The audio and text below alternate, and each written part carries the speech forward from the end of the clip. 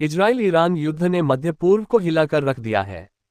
28 फरवरी 2026 को ये संघर्ष इतना तेज हो गया कि दुबई जैसे सुरक्षित शहर भी प्रभावित हुए। दुनिया की सबसे ऊंची इमारत बुर्ज खलीफा को सुरक्षा कारणों से खाली करवा दिया गया। ये घटना ईरान के जवाबी मिसाइल हमलों के बाद हुई, जब खाड़ी क्षेत्र में विस्फोटों की आवाजें सुनाई दी। संघर्ष की शुरुआत और तेजी।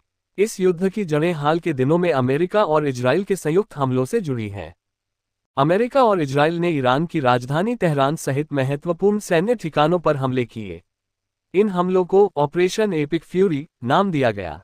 रिपोर्ट्स के अनुसार इन हमलों में ईरान के Islamic revolutionary guard corps IRGC के कमांडर मोहम्मद पाकपुर की मौत हुई और ईरान के रक्षा मंत्री की भी मौत की संभावना जताई जा रही है। ईरान के सर्वोच्च नेता अयातुल्लाह अली खामेनेई को सुरक्षित स्थान पर शिफ्ट किया गया। ईरान ने इन हमलों का जवाब देने में देर नहीं की। ईरान की सेना ने अमेरिकी सैन्य ठिकानों पर बड़े पैमाने पर बैलिस्टिक मिसाइल और ड्रोन हमले किए।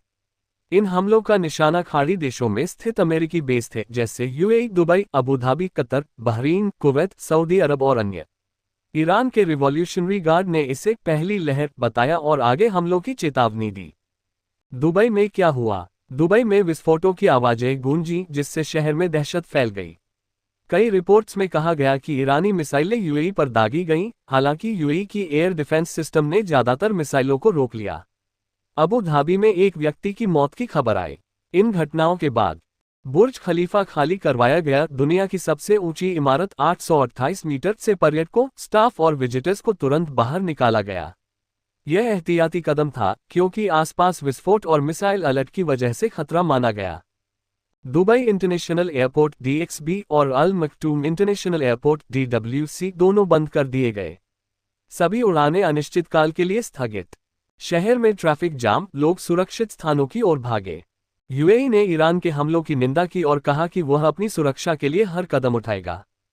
क्षेत्रीय प्रभाव। यह संघर्ष अब सिर्फ इजराइल ईरान तक सीमित नहीं रहा। खाड़ी के कई देश प्रभावित हुए।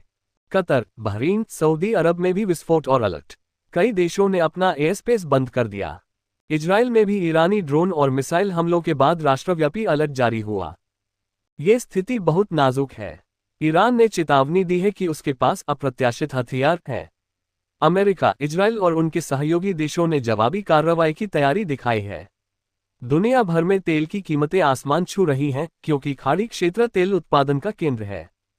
ये युद्ध कितना लंबा चलेगा और क्या इसमें और देश शामिल होंगे, यह आने वाले घंटों में साफ होगा। फिलहाल दुबई जैसे शहरों में सुरक्षा सतर्कता चरम पर है। बुर्ज खलीफा का खाली होना इस बात का प्रतीक है कि यह युद्ध अब सिर्फ सीमाओं तक नहीं, बल्कि आर्थिक और पर्यटन केंद्रों तक पहुंच गया है।